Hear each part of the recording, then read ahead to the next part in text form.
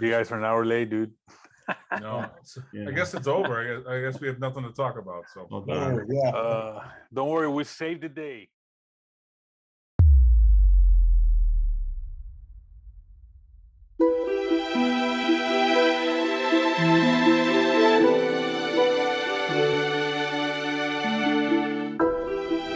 the 9/11 stuff. Have you been inundated There's- lately? Because Yeah, they've been watching all the documentaries out.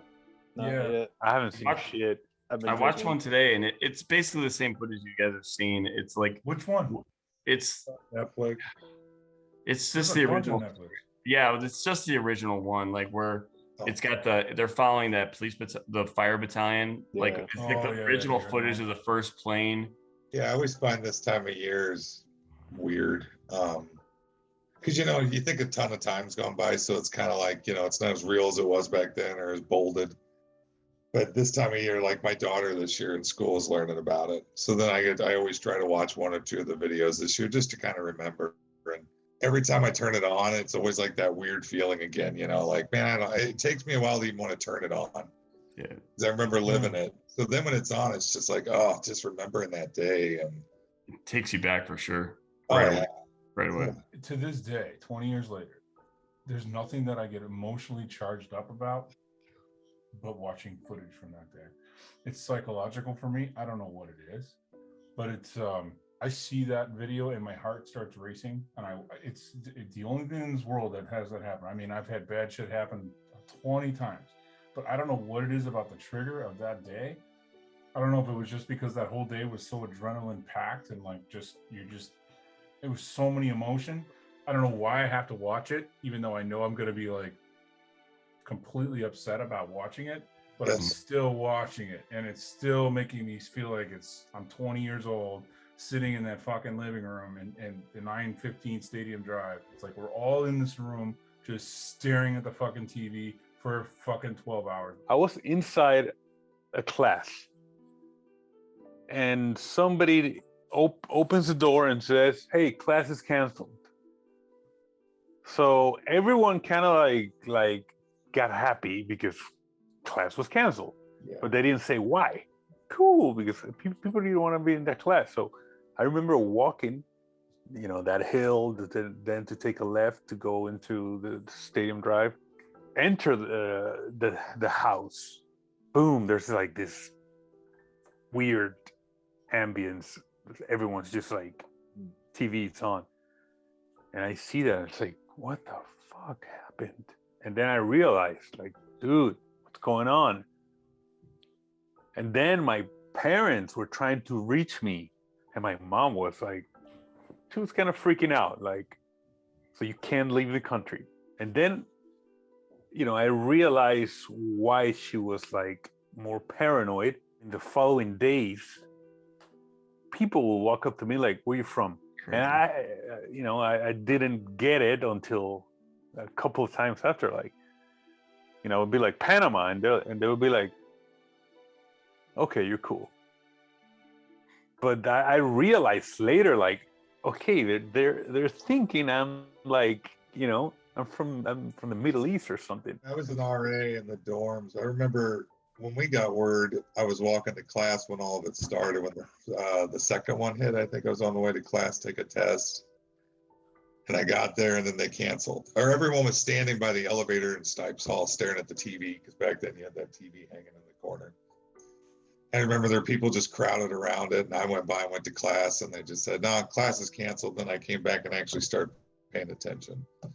Like, oh, shit, okay, this isn't a movie that's on TV, because the volume was always off.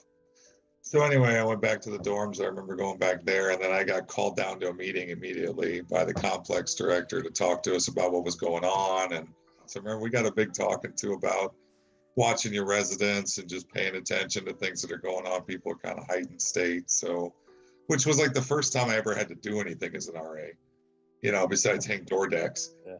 So it was just bizarre, because I remember being like, all right, I'll go around and chat with people. And it's like you said, every room you went to had the same ambiance that you walked into. It was just people staring at TV. Oh shit, all right, this is a little closer to home than some of the other things that you usually watch on TV that I never had to worry about around here. It was just a very weird day. I was walking into class. I had no idea because I always slept like right up to the last second. So I walked into class. It was a 9:30 class, I think, and I had no idea what was going on until the teacher walked in and she's like, "Go home, go find a TV," and she walked out of the room.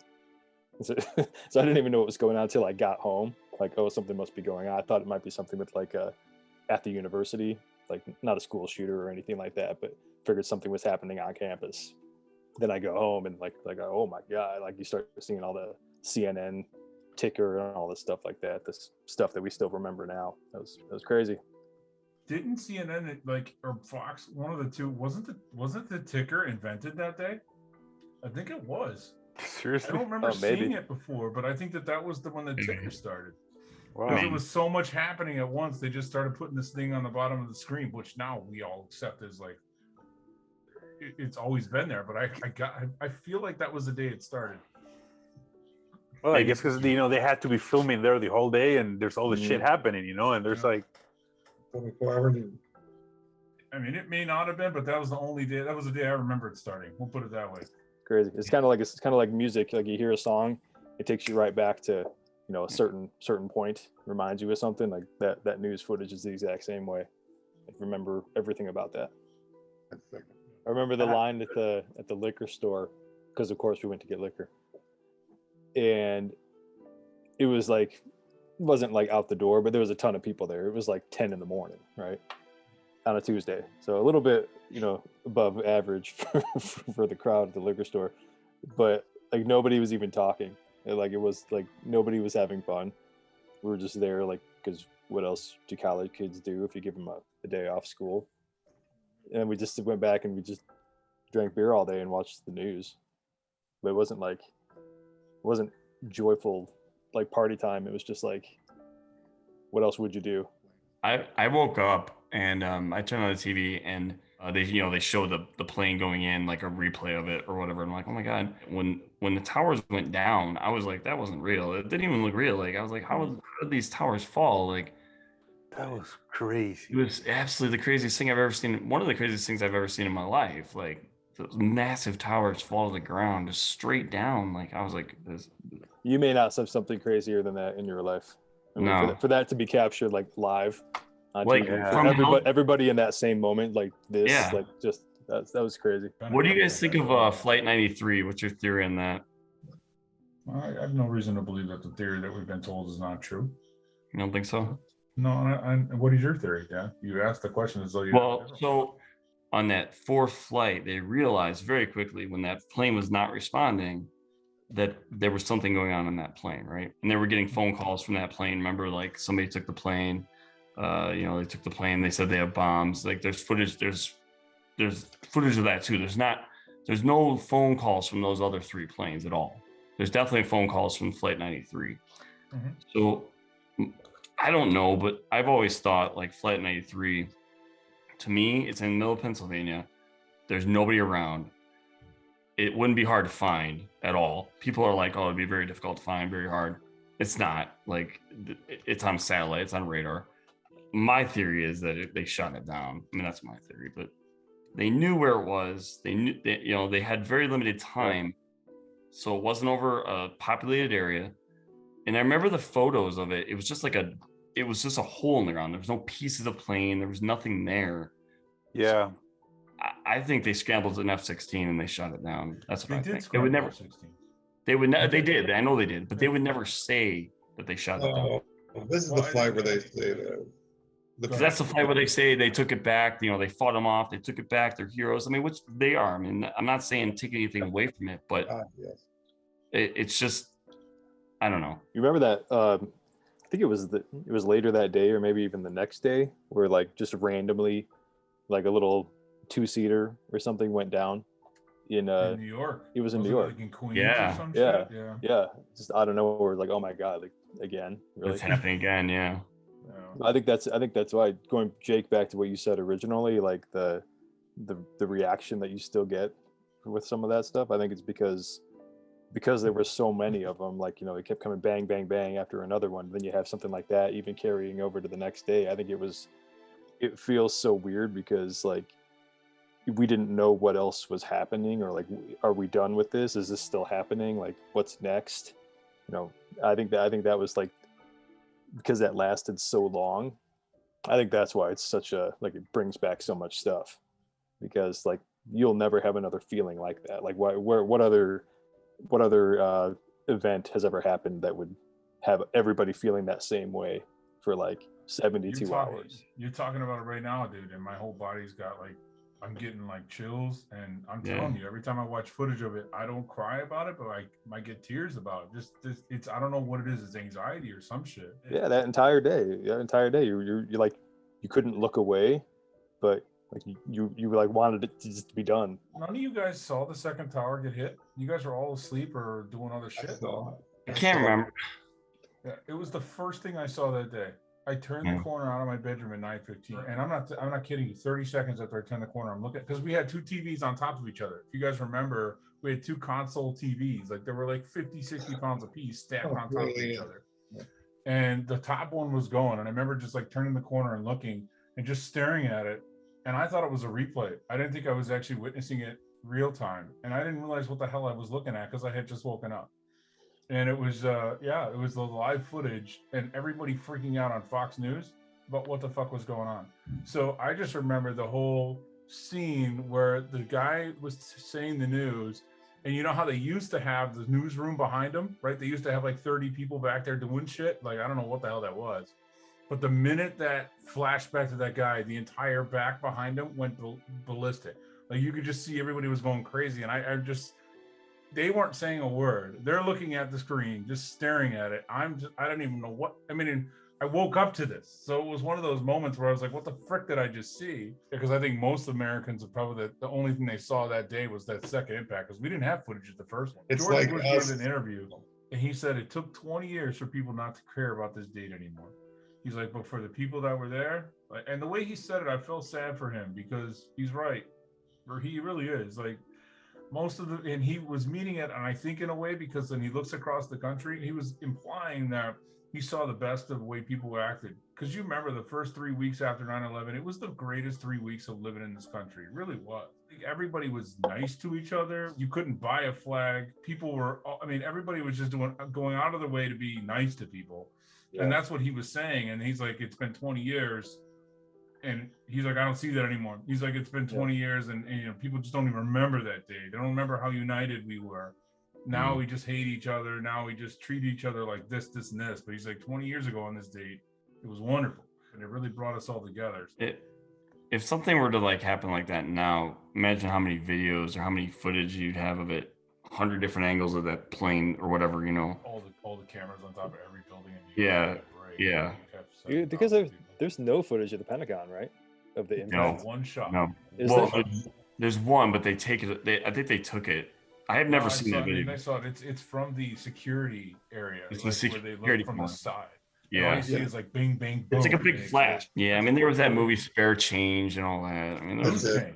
I remember that shit. Loose Change. There's a bunch of them out there. I mean, but Spare Change was probably the most had the most traction, I'd say. Loose change. Loose change. Whatever. Dave, what were you saying about your kids?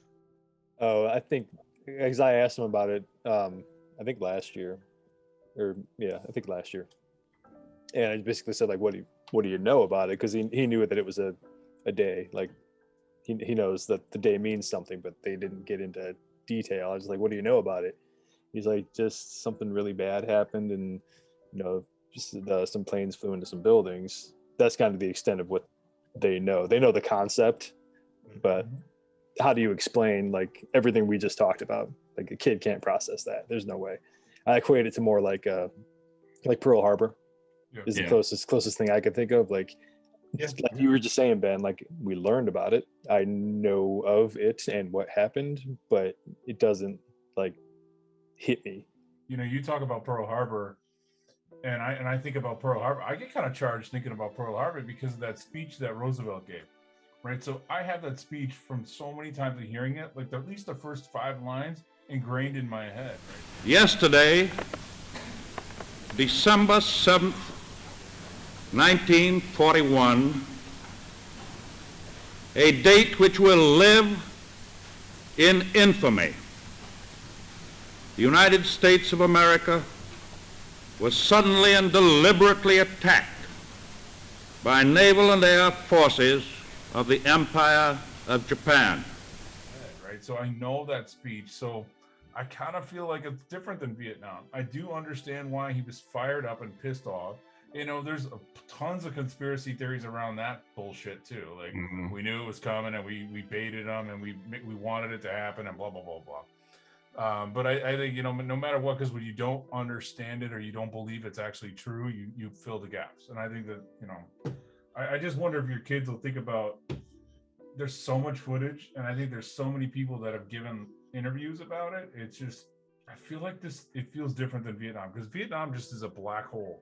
Well, we have an emotional connection to it. Like the kids that are now that are in school, there's no emotional connection. Like you said, they read about it. They might watch a video about it. They might be like, I'll show a video every once in a while in my room, and they're like, oh wow, that's crazy, but there's no emotional connection where we saw it, we lived it. And I think, like, honestly, the difference between, I mean, there's even the difference between Pearl Harbor and 9/11, just because the footage, for one, there's not that much footage of Pearl Harbor, but also Pearl Harbor attacked the Navy, you know, I mean, they attacked like the military, whereas like 9/11, they attacked civilians. civilian. When Bush was at that school and he gets Yeah, told in yeah. his face, it's like great when he realizes what happens, his face is just nuts. It's like watching an old man just get furious in like Like, a 40-second time. Yeah. It's And crazy. keeping composure because he's in front of kids. You Yeah. know, it's like It's Knowing like, there's kids around. Oh, and they talk about it, and the guy that goes up to him and whispers in his Netflix. ear that tells him that, he says he flat out told him America's under attack.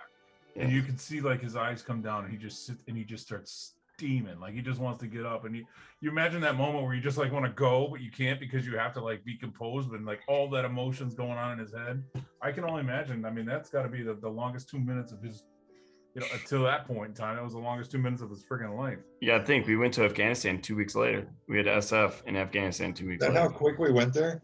Yep. Oh, we fucked that place up in like We were there 4 in weeks, 2 man. weeks. I think 2 the weeks. Northern Alliance was in Kabul by the middle of November. Yeah. Like I can't believe we were still there 2 weeks ago. Yeah. dude, this is Yeah. that just ended. Yep. This is Right. it's the longest That- running. That's how We'll see crazy about this that. shit. Yeah. got. We'll see about that.